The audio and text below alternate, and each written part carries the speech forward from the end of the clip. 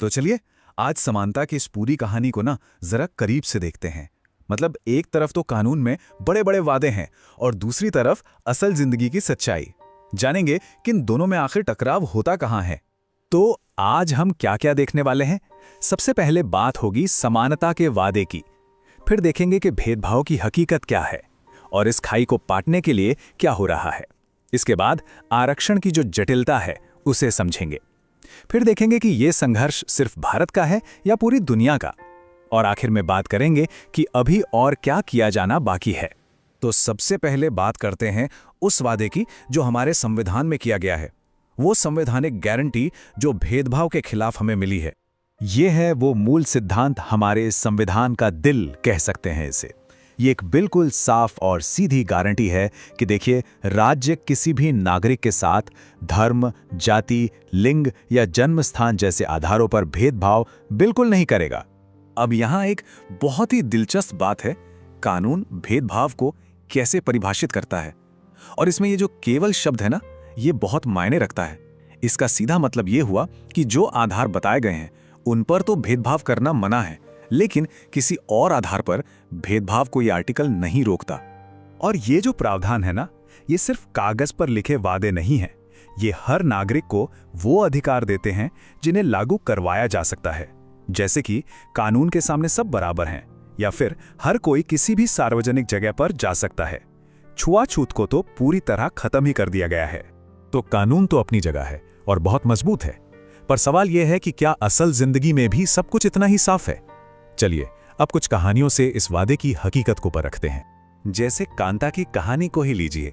जब वो वोट डालने की लाइन में अपने मालिक के साथ खड़ी थी तो उसे बराबरी का एहसास हुआ, लेकिन उसी दिन जब वो सरकारी अस्पताल की लंबी लाइन में खड़ी हुई तो उसे अपनी आर्थिक असमानता का एहसास हुआ।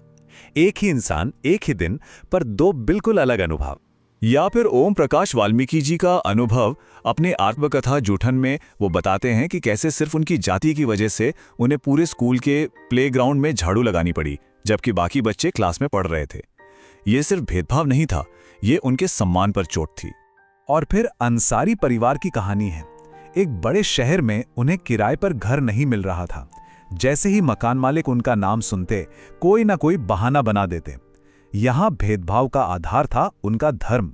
यह दिखाता है कि पूर्वाग्रह कैसे अलग अलग तरीकों से सामने आता है।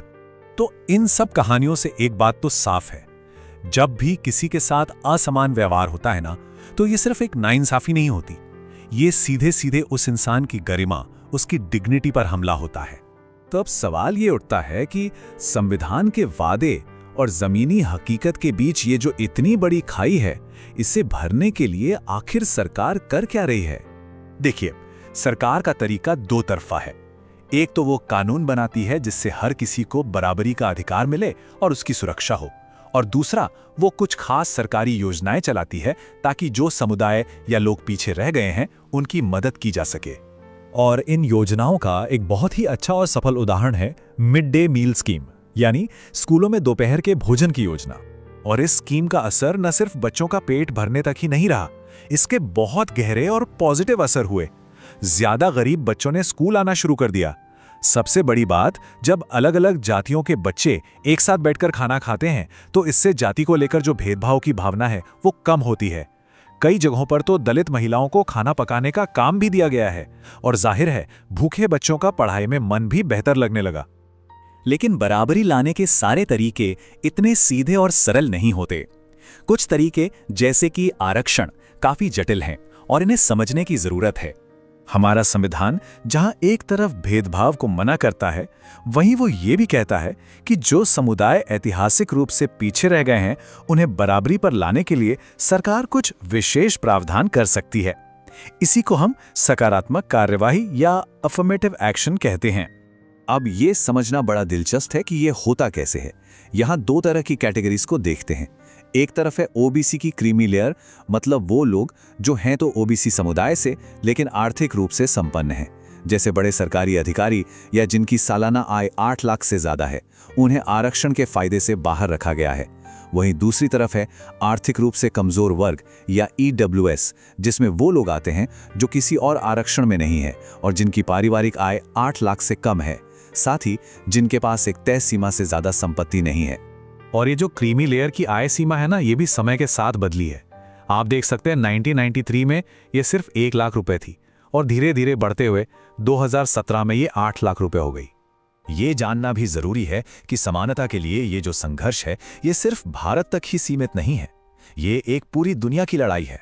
मिसाल के तौर पर अमेरिका को देखिए, वहां 1950 और 60 के दशक में अफ्रीकी अमेरिकन लोगों ने अपने अधिकारों के लिए एक बहुत बड़ा आंदोलन किया था। इसकी एक चिंगारी तब लगी जब 1955 में रोजा पार्क्स नाम की एक महिला ने बस में एक गोरे आदमी के लिए अपनी सीट छोड़ने से इनकार कर दिया था। सालों के अहिंसक संघर्ष के बाद 1964 में जाकर सिविल राइट्स एक्ट पास हुआ, जिसने नस्ल और धर्म के आधार पर भेदभाव को गैर कानूनी बना दिया। लेकिन, और ये बहुत जरूरी है, इन कानूनी जीतों के बावजूद आज भी अमेरिका में ज्यादातर अफ्रीकी अमेरिकन लोग सबसे गरीब तबकों में से हैं और लगातार असमानता का सामना कर रहे हैं। मतलब कहानी यहां भी वही है, कानून बनाना एक बहुत जरूरी कदम है, पर वो सदियों की असमानता को एक झटके में खत्म नहीं कर सकता। तो ये सब हमें क्या बताता है? अगर कानून हैं, योजनाएं हैं, फिर भी समानता पूरी तरह से हकीकत क्यों नहीं बन पाई है? क्या है वो आखिरी कड़ी जो अभी भी बाकी है? शायद सबसे बड़ी वजह यह है, और सबसे बड़ी चुनौती भी, कि लोगों की सोच बहुत धीरे धीरे बदलती है। कानून तो रातों रात बदला जा सकता है, लेकिन जो विचार और पूर्वाग्रह दिलो दिमाग में गहरे बैठे हैं, उन्हें बदलने में सालों बल्कि पीढ़ियां लग जाती हैं। तो आखिर में हम इस सवाल पर आकर रुकते हैं कि समानता को स्थापित करना एक लगातार चलने वाला संघर्ष है। इसके लिए सिर्फ कानून नहीं, बल्कि ये विश्वास भी चाहिए कि हर इंसान सम्मान का हकदार है। तो सवाल ये है कि कानूनी बराबरी को एक जीती जागती हकीकत में बदलने के लिए एक व्यक्ति की, एक नागरिक की क्या भूमिका हो सकती है?